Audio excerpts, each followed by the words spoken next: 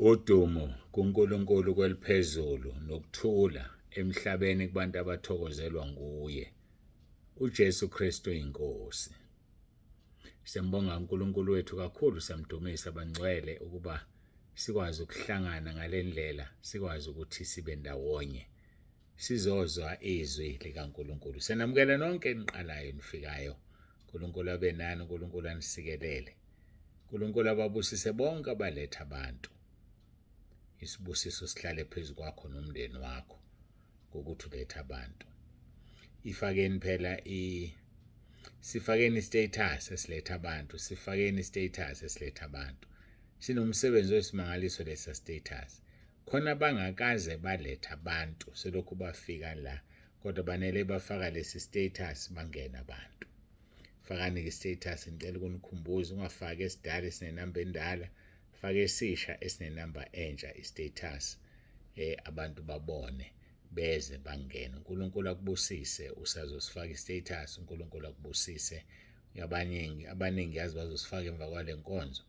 uNkulunkulu akubusise. Ngiyacela siguqe sikhuleke sinxuse uNkulunkulu wethu abe kanye nathi. uJesu Kristu uyinkosi.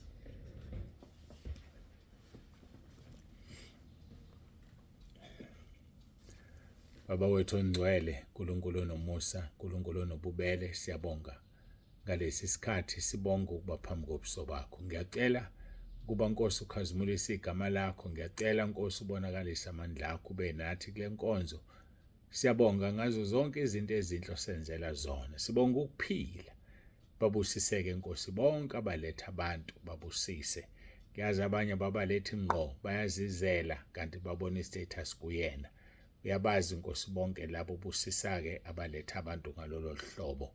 Siyakubonga kakhulu ngakho konke. uJesu Kristu inkosi. Amen. Siyambonga-ke uNkulunkulu wethu, sesifikile esiqalweni senkonzo yethu. Hayi esiphethweni, esiqalweni senkonzo yethu. Sofunda-ke Matthew chapter 5 verse 8. Matthew chapter 5 verse 8. Babusisiwe abanenhliziyo ehlanzekileyo ngokuba bayakumbona uNkulunkulu. Babusisiwe abanenhliziyo ehlanzekileyo ngokuba bayakumbona uNkulunkulu. Ngiyathanda ukufunda nangeSixhosa, kade ngagcina ukufunda ngeSixhosa. Banoyolo abahlambulukileyo inhliziyo ngokuba bayakumbona uThixo bona. Angiphinde futhi. Banoyolo abahlambulukileyo inhliziyo ngokuba bayakumbona uThixo bona. Ayibona abazombona uThixo abahlambulukileyo enhlizweni, abanenhliziyo ehlanzekile. Siyambonga uNkulunkulu kakhulu kakhulu kakhulu, siyamdumisa. Izolo ke sidine sikhuluma la. Sikhuluma ngayo inhliziyo. Sathi uNkulunkulu umnene kuIsrayeli nakuba abanenhliziyo ehlanzekileyo. Sathi ngubani okhuphukela entabeni kaJehova, ngubani okuma endaweni yakhe engcwele na? Yilowo onezandla ezingenacala nenhliziyo ehlanzekileyo, ongaphenduleli umphefumulo wakhe emangeni, nongafungi ngenkohliso. uNkulunkulu-ke ubonwa abanenhliziyo ehlanzekile, hayi abanenhliziyo engcolile, kodwa abanenhliziyo ehlanzekile. Injani inhliziyo yakho? Sigcine ngibuze lo mbuzo izolo, ngasethi soke sibuke izinto eziphuma enhliziyweni namhlanje. Sizibuke nje izinto eziphuma enhliziyweni ezimngcolisa umuntu. Ufunda-ke kuMathewu chapter 15 verse 17 no 20. Verse 17 kuya ku-20. Lukhuluma ngezinto eziphuma enhliziyweni okumngcolisa umuntu. Anikaqondi yini ukuthi konke okungena emlonyeni kuya esiswini kuze kulahlelwe ngaphandle na? Anikaqondi bangcwele ukuthi konke okungena emlonyeni kuya esiswini kuze kulahlelwe ngaphandle na? Anikaqondi lokho namanje? Konke okungena emlonyeni uthi kuJesu verse 8, kepha okuphuma emlonyeni kuvela enhlizweni, lokho-ke kuyamngcolisa umuntu. Phuma emlonyeni kuvela enhlizweni. Abantu abanolimi olubi, abakhuluma izindaba ezingezona ezabo, bezigaxa ezindabeni, benolimi olubi, uNkulunkulu akayifuni leyo nto. Akafundi abantu abanolimi olubi. So into ephuma emlonyeni engcolisa umuntu hayi engena emlonyeni. Engena nje emlonyeni cha, kodwa ephumayo ngoba isho lokho okuchithimayo enhlizweni. Makunomoya wokungcola kuwona ophuphuma enhlizweni, bangcola baseduze nawe. Kepha ukuphuma emlonyeni kuvela enhlizweni, lokho-ke kuyamngcolisa umuntu. Verse 19, ngokuba enhlizweni kuvela izizindlo ezimbi, ukubulala, ukuphinga, ubufebe, ukweba, ukufakaza amanga, ukuhlambalaza. Lokhu-ke kusifundisa izinto ezingcolisa umuntu. Enhlizweni kuvela izizindlo ezimbi. Izizindlo ziyamngcolisa umuntu. Yini oyizindlayo wena?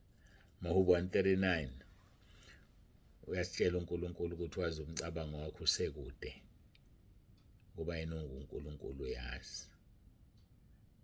Ngakho-ke ake simthande uNkulunkulu, sihambe ngokwezimiso zakhe, siyeke ukufuya izono enhlizweni, ngoba uzokhuluma njengento oyifuyile, uzokhuluma njengento oyilondile wayigcina enhlizweni.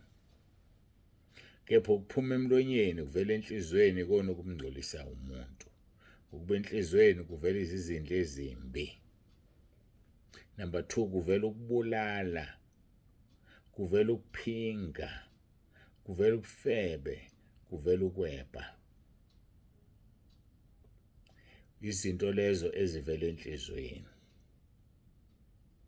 Ukubulala, uthuka umuntu ngenhlamba umbulele. Mhlawumbe ngenxa yokuthi uyakholwa usayithuka inhlamba iphumisela usuyisho emlonyeni. Athi mayekuthukile wakubiza phansi kweziketi zikamama wakho bese uthi enhlizweni nawe. Umthukile nawe. Akufanele sikwenze lokho. Ngokuba enhlizweni kuvela izizindlo ezimbi. Yonke into evela enhlizweni uma inhliziyo ingahlanzekile imbi. Asifunde ukuhlanza inhliziyo, sicwile egazini likaJesu. Kodwa uma ungahlanzekile, inkinga leyo, ngoba usakaza ukufa. Inhliziyo yakho igayibozi, inhliziyo yakho ikhulumisa kabi nolimi olubi, inhliziyo yakho ithuka uNkulunkulu ngesikhathi ukukhuleka. Inhliziyo yakho imbi, ubani ongayazi? Liyaqhubeka kizwi lithi izizindlo ezimbi, ukubulala nokuphinga. Ukubulala nokuphinga uNkulunkulu akakwamukeli. Uthi uJesu ubuka owesifazane ngeso amkhanuke usephingile naye. Ambuke nje amkhanuke usephingile naye. So kukubiza ukuthi-ke ungambheki umuntu wesifazane ubuse uyamkhanuka. Bona udadewenu, bona umfowenu, bona umama wakho. Nawe ngokunjalo musubuka owesilisa umkhanuke. Bona isihlobo sakho, uziphathe kahle. uNkulunkulu-ke uthi enhlizweni kukhona ukuphinga. Uthi enhlizweni kukhona ubufebe. Enhlizweni kukhona ukweba. Enhlizweni kukhona amanga. Enhlizweni kukhona inhlamba, yahlambalaza enhlizweni yakho. Uyathandaza kuqhuma inhlamba. uNkulunkulu akayifuni leyo nto. Ngizokutshela namhlanje ukuthi uNkulunkulu akayifuni. uNkulunkulu akafuni umuntu onenhliziyo engcolile, ngoba uthi abazombona yilabo abanenhliziyo eclean ehlanzekile. Uyafuna ukumbona uNkulunkulu? Angikhulumi mina ngokumbona ukumjonga njengamehlo qha, ngisho ukumbona. uNkulunkulu ufuna silwele ukumbona. Sisempini impi yokulwela ukubona uNkulunkulu. Asilweleni bafowethu ukumbona. Wambona uIsaya, wavuma izono zakhe, wathi maye la Isaiah chapter 6, ukuba ngibonile uJehova kushuthi ngizofa. uNkulunkulu wayefuna umuntu azomthuma. uNkulunkulu wayefuna umuntu ozoma esikhaleni omthola. Ngakho kuzosisiza nathi simfune uJehova esenokutholwa, simbize seseduze, omubi ashiye indlela yakhe embi asondele kuyena. uNkulunkulu wethu uluthando. uNkulunkulu wethu ufisa sibe naye njalo. uNkulunkulu wethu ufuna umkhonze. Ungamhlanganisi nalutho, ungamhlanganisi nomuthi, ungamhlanganisi namanye amathemba, ungamhlanganisi newasho, ungamhlanganisi namanzi, kodwa umkhonze yena yedwa. uNkulunkulu wethu-ke uthi kuphuma ubufebe ngaphakathi, kuphuma ukweba. Mawebile, izandla zakho mayisebenze ukuze ube nokokwabela abampofu. Kuzokusiza wabele abampofu.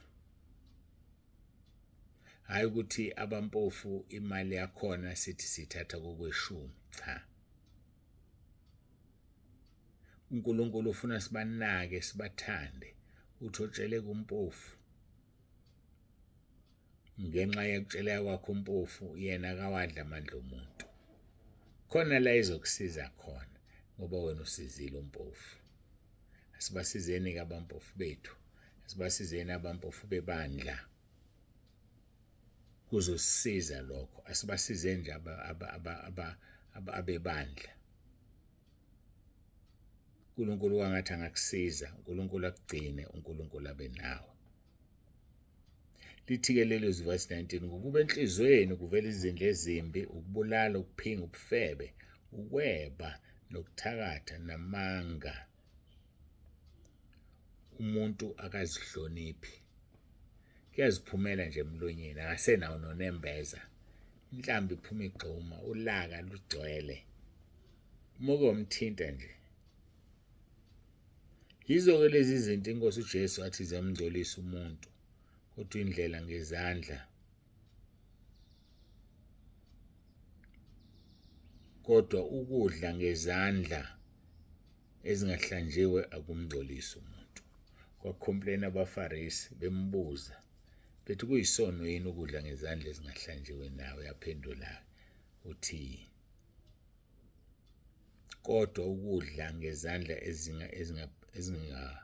ezimuntiwe, izandla ezingangcolile, izandla eziclean. Athi umpostoli Paul, ngikukhulekela ukuthi amadoda ezindaweni zonke aphakamise izandla zawo amngcwelise uNkulunkulu. Amadoda uPaul ufuna ame onembeza bemhlophe. Amadoda amngcwelise uNkulunkulu. Kwangathi uNkulunkulu angasiza. Yilezi zinto ezimngcolisayo umuntu, kodwa ukudla ngezandla ezingcolile, ukudla ngezandla ezingekho clean, kuyamngcolisa umuntu, kungcolisa ngisho inhliziyo. Ngakho-ke akube ilona lo yazihlole, akube ilona lo yazicwaninge. Athi Nkosi, ngimi kanjani phambi kobuso bakho? Angibadeleli nje mina abanye abantu, angibadeleli nje mina abantu abadala. Ziningi nendlela zokudelela abantu abadala. Mhlawumbe usubadelelile nje abantu abadala. Zibuyisele kuNkulunkulu. uNkulunkulu umele ukulindela ubhekile. Makungaphumi emlonyeni wenu nalinye izwi elibolileyo kodwa kube ngelungile ukwakha. Mayikhiphe nje into ebolile.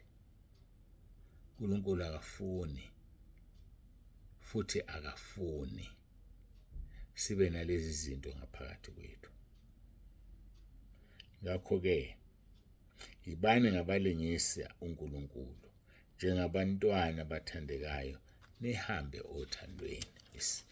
Umyalezo loyo uNkulunkulu awushiya nathi namhlanje. Uthi ngakho ibani ngabalingisa uNkulunkulu, hayi umuntu, lingisa uNkulunkulu njengabantwana abathandekayo. Nihambe othandweni njengalokhu uKristu wanithanda wazinikela ngenxa yethu, abe ngumnikelo nomhlatshelo, abe iphunga elimnandi kuNkulunkulu. Lokho kwenza uJesu abe nephunga elimnandi kuNkulunkulu, lokho kwenza thina sibe nephunga elimnandi kuNkulunkulu. Kepha ubufebe nakho konke ukungcola noma isangabe makungaphathwa nangegama phakathi kwenu njengokuba kufanele abangcwele, ihlazo nokubheda nokulawula okuyizinto ezingafanele, kepha kunalokho makume ukubonga. Yazi ukuthi ukubheda, uthi uNkulunkulu isona ubheda. Yazi kuvekuthiweni yazi ubani wayibhedela nje, awuvela bhede nje usibani kucatshanga ukuthi into enhle. uNkulunkulu akayifuni leyo nto. uNkulunkulu nje akayifuni. So-ke thina masibe umnikelo nomhlatshelo, inkosi uJesu ibe iphunga elimnandi. Kepha ubufebe nakho konke ukungcola noma isangabe makungaphathwa kufanele abangcwele. Wehlisa unokubonga. uNkulunkulu wethu uyasithanda. uNkulunkulu wethu akafuni senze imhlatshelo. uNkulunkulu wethu akabe iphunga elimnandi, nawe uba iphunga elimnandi kuyena njengoba uJesu waba iphunga elimnandi. Lithi-ke kepha ubufebe nakho konke ukungcola noma isangabe makungaphathwa ngegama phakathi kwenu njengokuba kufanele abangcwele. Ikhaya lomzalwane ongcwele alikhuluma izinto ezingcolile. Emsebenzini makukhona wena usekhaya lezwi abafundisa abantu nabo abakhuluma ukungcola. Alikho iground lokungcola abafowethu. Asinamatheleni-ke kuNkulunkulu wethu, ngoba uthi ubufebe nakho konke ukungcola noma kungaba noma isangabe makungaphathwa nangegama phakathi kwenu njengokuba kufanele abangcwele. Athi nehlazo nokubheda nokulawula. Abantu abathanda ukulawula, abantu abathanda ukuthi kwenziwe intando yabo, uNkulunkulu uthi isono ukulawula nje. Isono uNkulunkulu akakufuni, akungaphathwa nangegama phakathi kwethu. Uthi-ke uverse 4, nehlazo nokuhlatshelwa nokulawula okuyizinto ezingafanele, kepha kunalokho makube ngokukholwa, ukuba yena uNkulunkulu ezulwini, yena uNkulunkulu osithandayo. Kwangathi uNkulunkulu wethu angasiza abe nathi, ukuba yazini lokhu niqonde ukuthi akukho sifebe noma ongcolileyo noma onesangabe ongakhonza izithombe onefa embusweni kaNkulunkulu. Akekho noyedwa onefa. Uma nje wena uzazi ukuthi khona i-element yokufeba kuwe, khona i-element yokungcola, khona isangabe nokukhonza izithombe, uNkulunkulu wethu uyasithanda. uNkulunkulu wethu usibiyele. Akulindelekile-ke kumzalwane kuvele lezi zinto, ngoba kusuke kusho ukuthi akabiyelekile. Uma ungabiyelekile ngoba khona okwenzile, wenzeni wena ukuze ungabiyeleki? Yini oyenzile? Awubiyelekile ngani? Kuyisono kwakhona lokho ungabiyeleki kwakho. Isono nje. Ukuba yazini lokhu niqonde ukuthi akukho sifebe noma ongcolileyo noma onesangabe ongothanda izithombe akukho ngisho yedwa onesabelo embusweni kaNkulunkulu. Ngeke ube naso isabelo embusweni kaNkulunkulu. Kwangathi uNkulunkulu angasisiza bafowethu sihlale kuyena singasuki. Kuhlaliso kwevila elinguMaria. Athi uJesu ukhethe kahle. Wakhetha isabelo ongeke waphucwa sona. Siyambonga kuNkulunkulu kakhulu ngevangeli. Kwangathi uNkulunkulu angakusiza, uNkulunkulu akubiyele, uNkulunkulu akupha amandla okumkhonza ngeqiniso. Kuba mkhulu umvuzo wethu ezulwini. Mkhulu ngendlela emangalisayo. Ngiyacela ukuthi ke ngiguqe ngikhuleke simbonge uNkulunkulu wethu ngakho konke lokhu.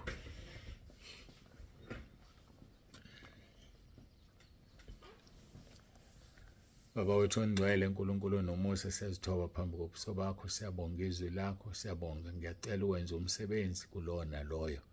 Sisize Nkosi, sikhiphe okungcolile okungaphakathi ukuze inhliziyo ihlanzeke, ngoba ubusisiwe onenhliziyo ehlanzekileyo ngoba uzokubona. Sisize Nkosi, sikhiphe amaqhubu, sikhiphe ulaka, sikhiphe ukuthukuthela, sikhiphe ukuhleba, sikhiphe konke ukungcola Nkosi. Ngeke ngikubale ngikuqede, sisizwe sipha amandla.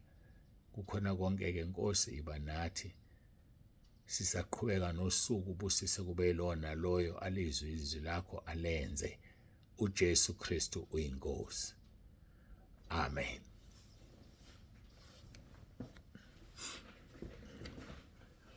Siyambonga uNkulunkulu wethu kakhulu. Baba uNzibande usiyavalelisa dlalifa izulu uthi uJesu Kristu uyinkosi. Hlalana enkosini, uMshumayeli 10:4. Noma umoya wombuso ukuvukela ungayishiyi indawo yakho.